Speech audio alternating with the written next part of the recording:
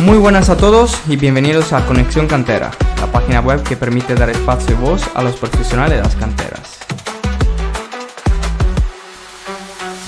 El fútbol de cantera es mucho más que enseñar una táctica.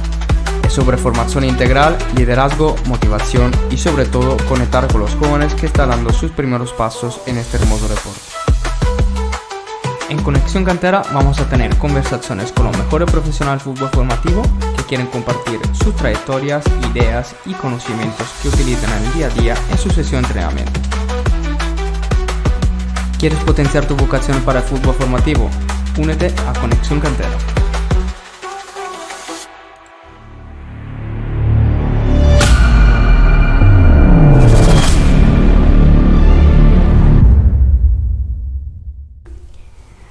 Muy buenas a todos y bienvenidos a Conexión Cantera. Hoy estamos en compañía con Daniel Roca Laguna, profesional que trabaja dentro de la cantera de Leganés como psicólogo de la cantera. Hola Dani, ¿qué tal? ¿Cómo estás? Buenas tardes Mateo, ¿cómo estás? Muy bien. Gracias por estar con nosotros, porque eres un invitado para mí muy especial, sobre todo por la conexión que hemos tenido tú y yo en las varias conversaciones que hemos tenido anterior de esta. Y con Daniel hablaremos del argumento muy interesante sobre la gestión del error y la gestión emocional de este error por parte de los futbolistas de la cantera. Pero antes vamos a conocer un poco a Dani a nivel personal como persona. ¿Y cuál es tu rol específico dentro de la cantera de Leganés? Vale, bueno, mira, yo he perseguido siempre trabajar, integrar el aspecto físico y el aspecto psicológico.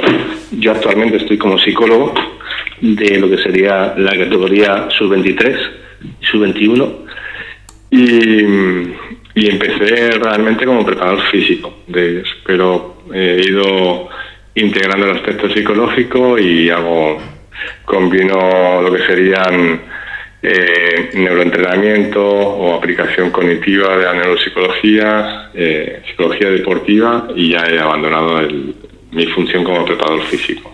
Ya se lo he dejado a gente que es más top que yo. Sí. Y entonces trabajas solo exclusivamente como psicólogo del Leganés, el filial C prácticamente. Sí, lo que pasa es verdad que a mí me dejan trabajar gracias al entrenador. Tengo dentro de lo que sería el entrenamiento en la programación semanal, aparte de la dimensión psicológica, también llevo sesiones integradas en el entrenamiento, en la programación semanal. Entonces hago tareas de campo también. Pues vamos directamente al foco, que nuestro argumento que es muy amplio, aparte de ser interesante, bastante amplio. Y gracias a tu experiencia, ¿qué piensas? ¿Cómo sueles percibir los errores en el juego, los jóvenes futbolistas? Y sobre todo, ¿notas diferencias respecto a distintas edades? Sí, se nota. Hay diferencias.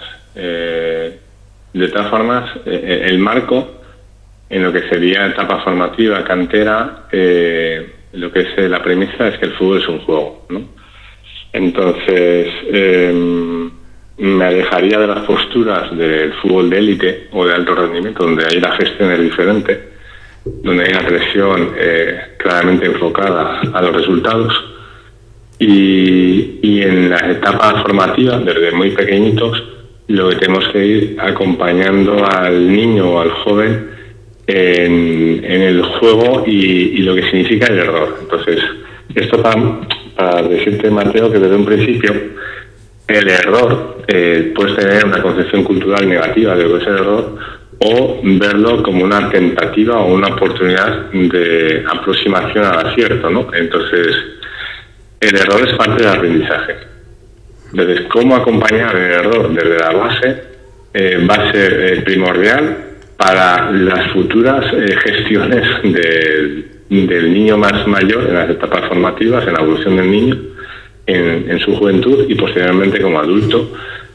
Cómo va a vivir el error depende mucho de cómo trabajamos desde la cantera, desde la base, la premisa de que el error es una tentativa de aproximación al acierto. Por tanto, el niño debe errar, debe tener muchas oportunidades de cometer errores para que de forma acertada los adultos que estamos en su entorno, en los equipos técnicos, podamos darle una retroalimentación de corrección de esos errores.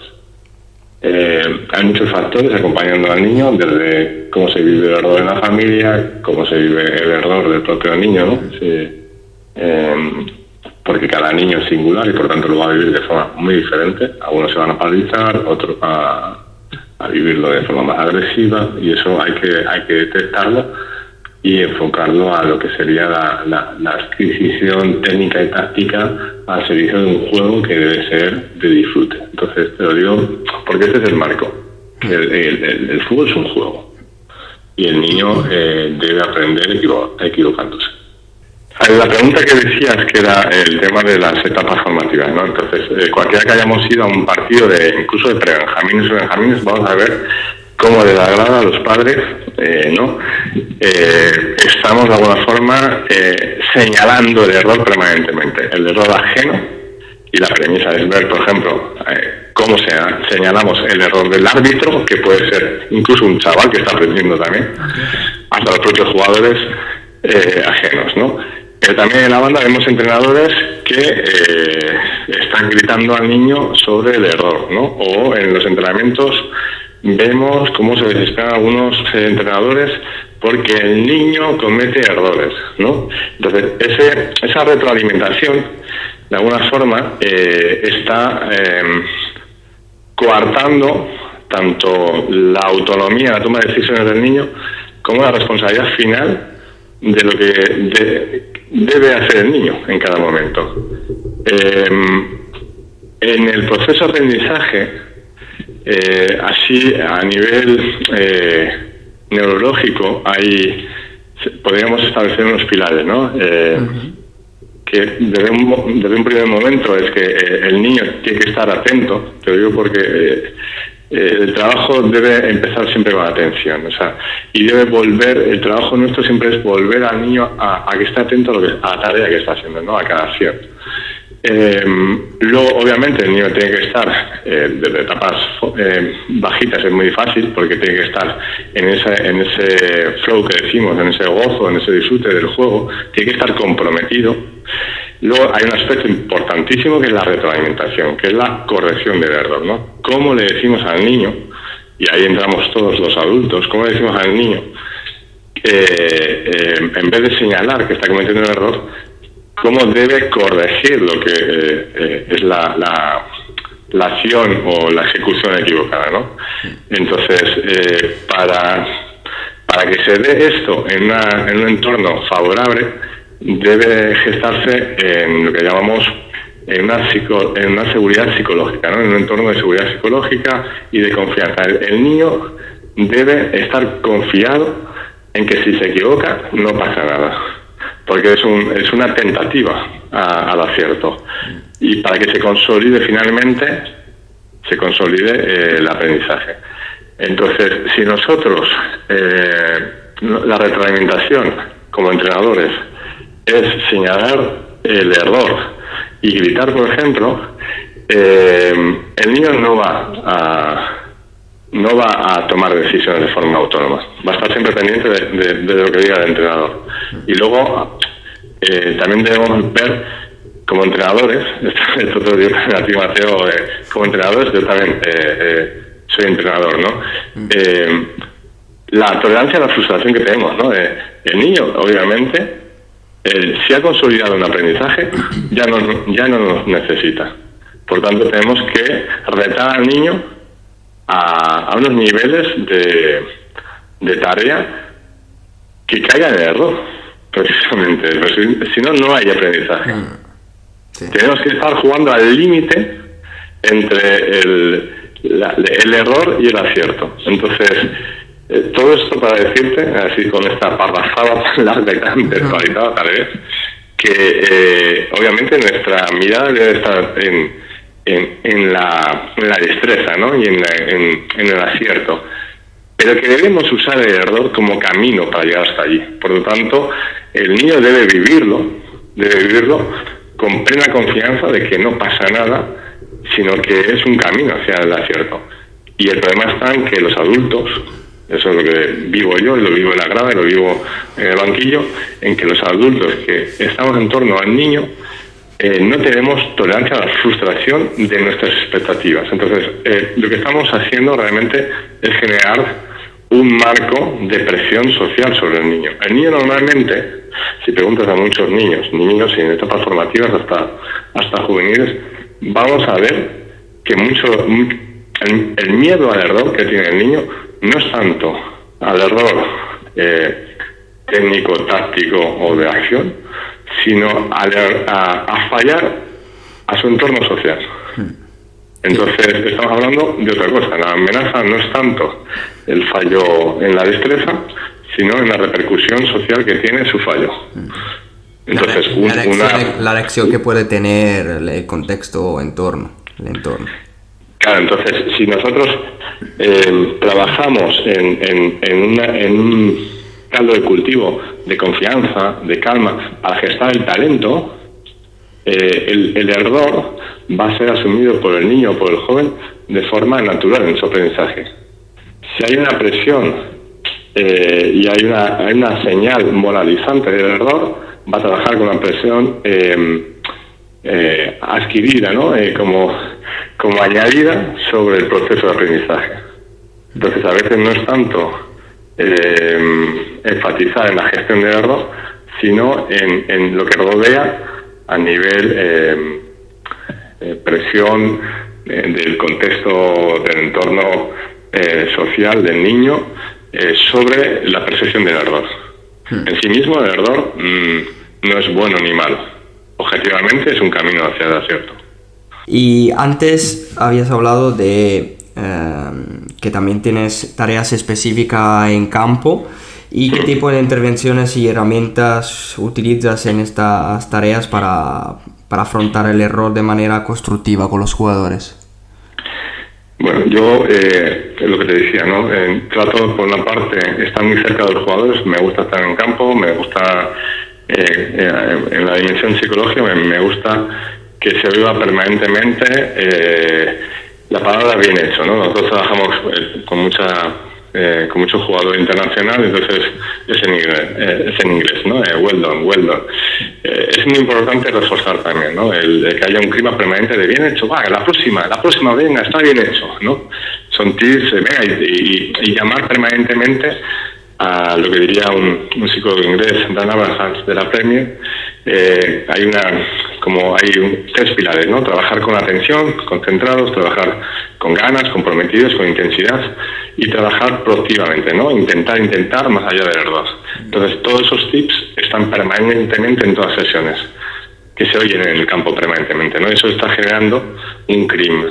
Y luego, específicamente, yo trabajo lo que son funciones ejecutivas, ¿no? Lo que es en las tomas de decisiones, que se tomen de forma más rápidas, que se tomen todo lo que son dobles tareas, ¿no? Trabajo cognitivo a la vez de que técnico, que se trabaje inhibición de aquellos estímulos como puede ser las gradas o estímulos que no tienen nada que ver con el juego, pues inhibirlos, estar muy focalizados a lo que es el juego. Y yo diseño tareas pues eso, que tienen contenidos de trabajos específicos técnicos tácticos, pero con variantes, habréis visto, ¿no?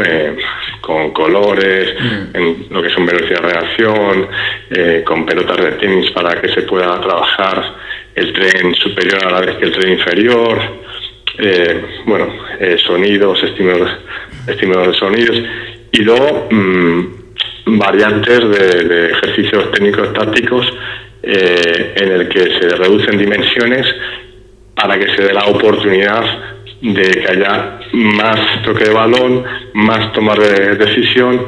Entonces soy un provocador de errores en el fondo, sí. Precisamente para que lo integre el niño y el joven y lo vea natural. Entonces, obviamente, la tensión está en darle enseguida un feedback o una retroalimentación bien en positivo si va encaminado al acierto, o bien una corrección si ha cometido un error, simplemente. ¿Y esto lo haces de forma individual o grupal? O sea, Grupal, siempre. Grupal. O sea, siempre hay una mirada, están las dos dimensiones. Hay una mirada individual. Yo no trabajo apenas despacho, a no ser que se vea claramente que hay un aspecto individual a trabajar. Pero bueno, luego es verdad que con algunos jugadores trabajamos también con algunas tecnologías reconocidas a nivel internacional que trabaja aspecto neurológico, y si hay alguna cuestión, algún problema particular a nivel emocional, a nivel psicológico, a demanda. El aspecto individual luego a demanda. También pasan cosas en la vida de los jugadores. A nivel familiar, por ejemplo, puede haber un fallecimiento, puede haber una situación conflictiva familiar. Siempre que haya demanda, ahora mismo me viene a la cabeza esta misma semana un juvenil más solicitado, pues que de verdad que en competición no está compitiendo bien, ¿no? Entrena muy bien, pero en competición no, y tiene que ver de alguna forma con esta presión, ¿no? La presión a rendir o a las expectativas que tiene de llegar lejos, ¿no? Entonces ese aspecto sí lo estoy trabajando. O un portero, por ejemplo, estoy trabajando en un portero, precisamente el tema que estamos tratando, ¿no? La gestión del error, pues bueno, él se responsabiliza mucho de cuando le meten un gol, ¿no? Entonces hay que ver qué significa ese error en todo el proyecto colectivo, ¿no? Pero normalmente trabajo en colectivo dentro de las sesiones de la semana. Y luego el aspecto también, yo cuando voy al partido, por ejemplo, con mi equipo de fútbol, hay una coherencia, ¿no? Si yo he estado toda la semana con ellos, luego en el banquillo o de camino al campo o puedo decirles particularmente algo a ellos, ¿no? Porque les conozco, que es un aspecto importante, Mateo. Si no conoces al jugador, es muy difícil luego darle un feedback. Entonces cada uno reacciona de forma muy diferente a la presión, incluso del rendimiento. Al igual que en el entrenamiento hace falta calma para que se genere el talento, el carácter se forja en la competición. Entonces es muy importante conocer quién tienes delante. A un jugador, una arenga de que hay que ganar le puede paralizar, y sin embargo al otro le puede motivar, ¿no? Entonces hay que saber qué le dices a cada uno, y eso te lo da el día a día en el entrenamiento. Respetando siempre la confidencialidad. Sí. ¿Tienes algún recuerdo del ejemplo más importante respecto a un jugador que has podido transformar la gestión de este error, que tú recuerdas muy...? Sí, te voy a poner el ejemplo de un portero, porque es una... aparte me toca a mí mucho porque más allá de que mi hijo es portero también, sí. Pues es una posición del campo que yo lo tenía un poco desconocida, y la verdad que la carga de responsabilidad que tiene un portero, ¿no? Ya que ahondaríamos mucho sobre el error. El delantero también es 0-1, ¿no? O marca o no marca, pero bueno. ¿Y tú eras delantero? Sí, yo soy delantero y entonces he visto la diferencia. El portero es más crucial, su error. Yeah. Apenas tiene unos centímetros para corregir el error. Y de alguna forma, si pierdes un balón en el medio campo, obviamente puede acabar en la determinación de un gol, ¿no? Pero el centrocampista, incluso el lateral, tienen segundas oportunidades, ¿no? Pierden un balón y pueden recuperarlo. El portero no. El portero, su fallo apenas unos centímetros. Entonces es verdad que es muy interesante ver cómo vive su responsabilidad el portero, porque se trata de esto, ¿no? De cómo responde, ¿no? al acierto y al error. Entonces yo en estos años he intentado profundizar, hay mucha investigación, se trabaja mucho acerca de la presión en el penalti, por ejemplo, Víctor Valdés, el que era portero del Barcelona, lo trabaja de una forma, sacó un libro también sobre su metodología. Él ha apostado por el relativismo, ¿no? Él vivía con mucha presión su responsabilidad y ha apostado por el relativismo. Otros porteros, todo lo contrario, como que buscaban, como Schmeichel, ¿no? Schmeichel buscaba, hay un documental muy bueno, todo lo contrario, ¿no? Vivirlo de forma ambiciosa, su posición, ¿no? Entonces, bueno, hay que conocer al portero y hay que conocer el carácter que tiene y hay que adaptar tal vez la metodología y las herramientas que le podemos apostar, ¿no? Entonces yo trabajo con ellos desde el trabajo más básico, fisiológico, de esa respiración. Está comprobadísimo que tanto para ambas posiciones, tanto en un penalti, por ejemplo, que en cualquier ABP, antes de tirar, pues sería importante ejercitar unas respiraciones para modular la mente y prestar atención al gesto. Y el portero también. Entonces, la respiración ayuda a focalizar la atención, modula la mente, calma un poquito lo que sería la presión, ayuda a contener el diálogo interior negativo. O sea, ahí viene mucho de trabajo en yoga y tal, entonces podemos y hay mucha investigación desarrollada en otras disciplinas deportivas. Visualización, trabajo mucho visualización ante el acierto y ante el error, ¿no? Visualizar un gesto exitoso, pero también la reacción ante un fallo, ¿no? Y con este portero en particular, de una práctica de PNL, trabajamos lo que sea el anclaje, ¿no?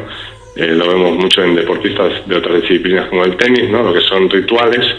El tenis es un buen deporte de referencia en cuanto a gestión de error.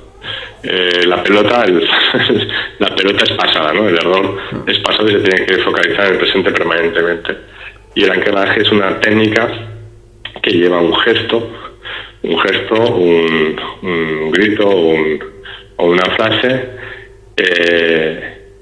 una respiración, y de alguna forma lo que quiere es pasar el error, ¿no? Pasar el error y centrarse en el presente, en lo que está viviendo en ese momento o lo que está por venir. Más que nada para que no, ya que ha habido un error, no arrastre la zozobra, ¿no? La zozobra que le genera ese error, el pensamiento rumiante negativo sobre el rendimiento posterior. Ayuda a eso.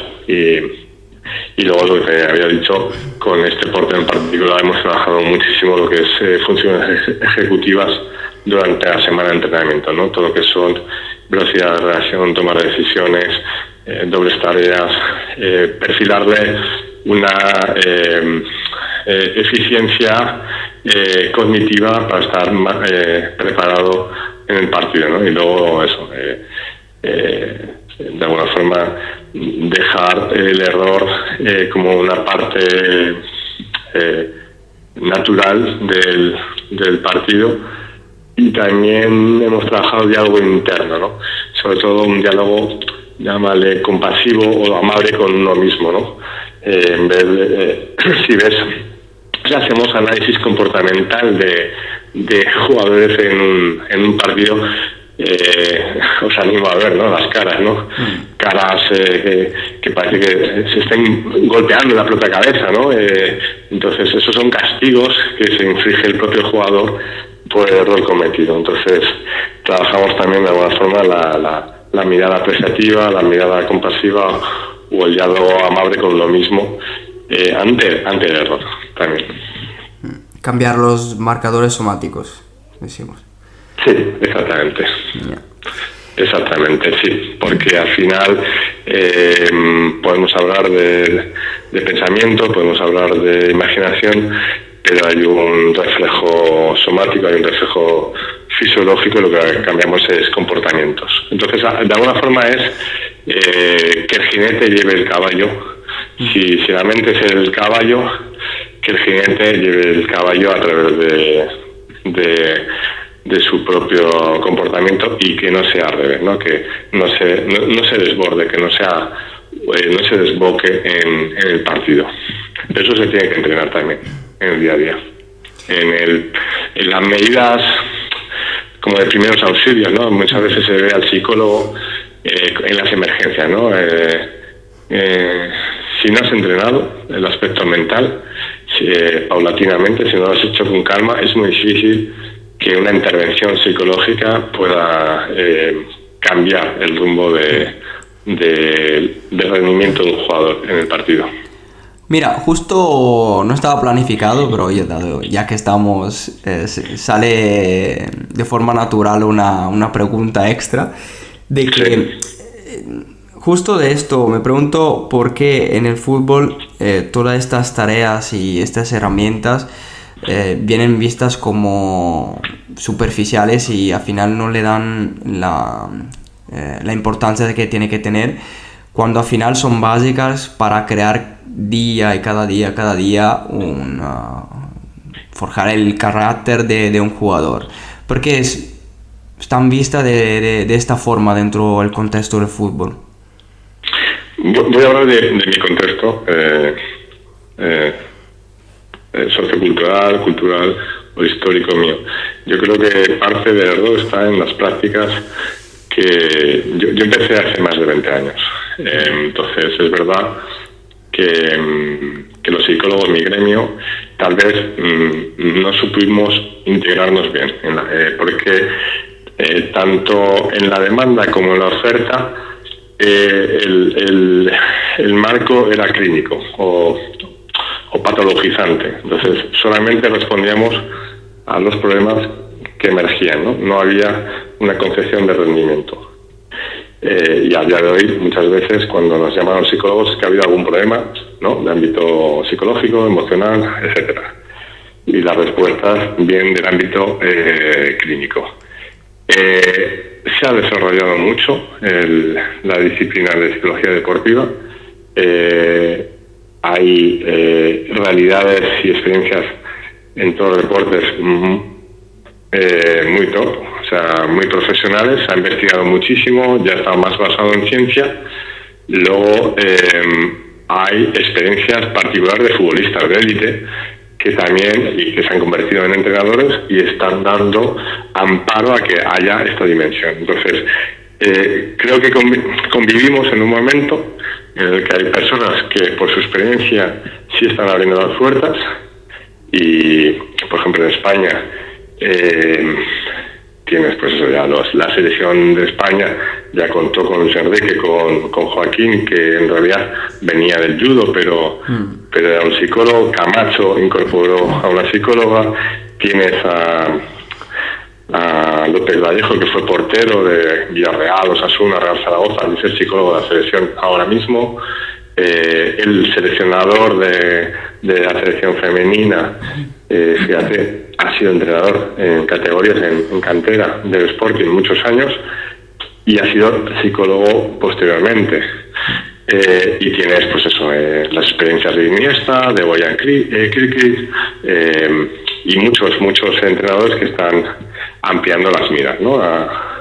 Pero es verdad que yo creo que por una parte lo que es el discurso en lo que serían etapas formativas, digamos, ¿no?, en el que el entrenador dice que es el propio psicólogo, y es verdad que hay un aspecto de conocimiento de los jugadores, del ser, ¿no?, pero falla hay taras, hay déficits que podrían ser cubiertos por una visión más profesional, ¿no? Fíjate que en este sentido, por ejemplo, en Noruega, que falta profesionales de la psicología, han hecho un proyectazo que es capacitar y formar a los entrenadores en la dimensión psicológica, ¿no? Pero sería un referente a seguir, sin que esto conlleve que no haya profesionales dentro de los equipos técnicos, ¿no? Y yo creo que una referencia, por ejemplo, para mí, de trabajo bien hecho en cantera es la de Tiro, ¿no?, donde integran al psicólogo dentro del equipo técnico. Entonces las decisiones se toman entrenador, preparador físico, redactador y psicólogo, están trabajando realmente como equipo a la hora de retroalimentar cada uno desde su visión, pero viendo la dimensión holística de cada jugador. Y aquí podemos hablar de lo que aportó Seirulo en la visión holística de un jugador. Entonces yo creo que sí se están abriendo puertas.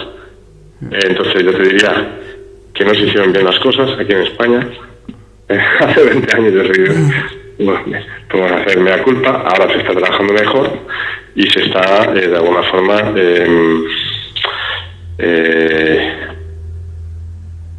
siendo parte, o sea, porque muchos de los psicólogos ahora mismo también emergen de la disciplina propia, ¿no? En este caso del fútbol. Entonces tienen un componente de conocer la realidad del fútbol y de también explorar qué sirve para esta disciplina, porque es un deporte colectivo muy complejo, con 11 jugadores de tu lado, con 11 en contra, con entrenadores, con gente de la grada, con mucha incertidumbre en el juego, mucho ritmo, muchas tomas de decisiones.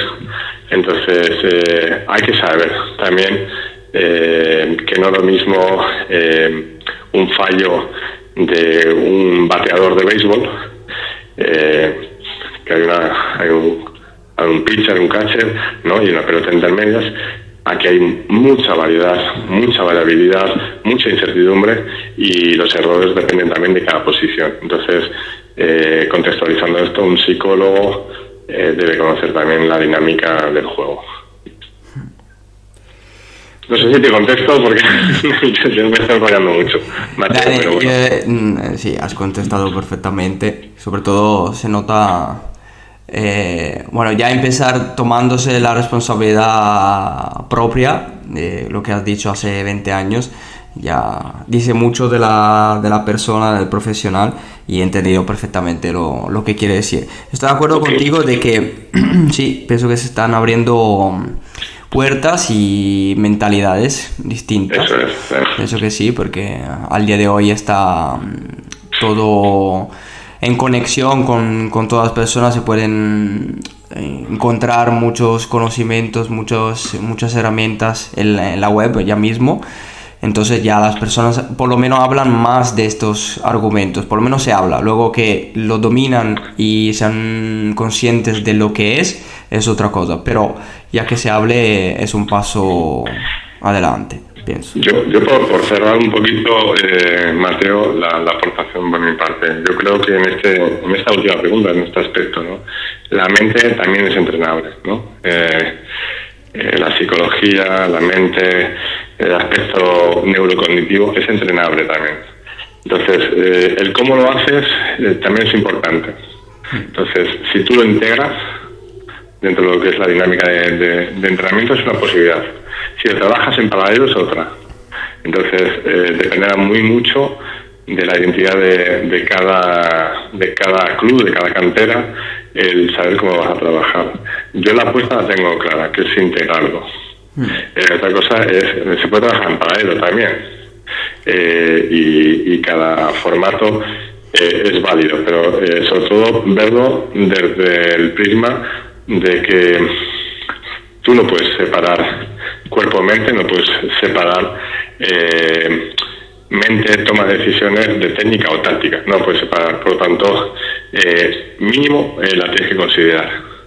Y tienes que saber cómo entrenar. ¿Lo entrenas solamente con tareas en el campo? Bueno, pues que seas consciente que lo estás entrenando. ¿Lo entrenas con tu forma de comunicar, de dar retroalimentación, feedback? Vale, pero que seas consciente, ¿no? Modular la voz. Si gritas, hazlo conscientemente porque gritas. Si señalas el error o lo corriges, que lo hagas conscientemente. Entonces, saber que una persona que está jugando al fútbol y la sincronía que hay en el colectivo, todos tienen un aspecto psicológico, mental, integrado en su ser persona, en su ser jugador. Por lo tanto, lo tienes que tener en cuenta y lo tienes que entrenar. Perfecto, Dani. Ha sido espectacular hablar contigo y darte las gracias por compartir este argumento con nosotros. Y te deseo suerte en tu camino profesional, te deseo lo mejor y nuevamente gracias, Daniel. No, al revés, sí, gracias a ti también, Mateo, y espero que esto le sirva a alguien. Seguro. Seguro. Que incluso si lo quiere rebatir, contradecir, pero que lo lleve al terreno del campo. Yeah. Gracias a ti, Mateo. Gracias, Daniel. Un saludo. Un saludo, un abrazo.